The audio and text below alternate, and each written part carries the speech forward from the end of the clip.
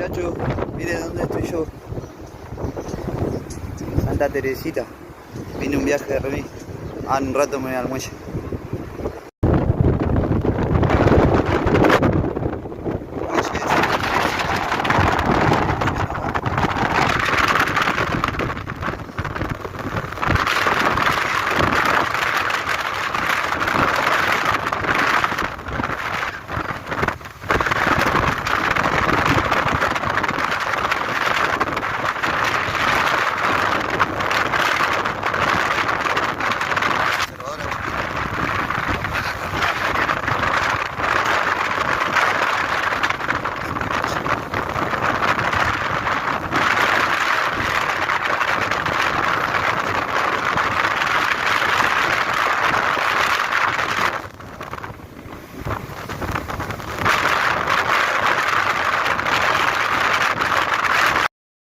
Bueno, muchachos, acá la camiseta robé, no tenía baño, todo.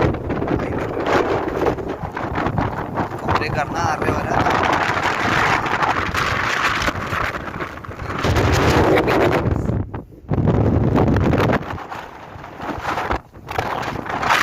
Hay bastante viento, pero bueno, igual voy a...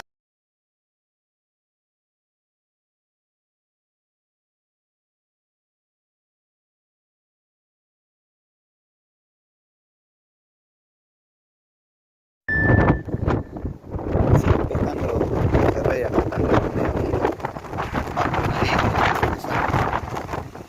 Pero algunos están con caña y líneas para pescar.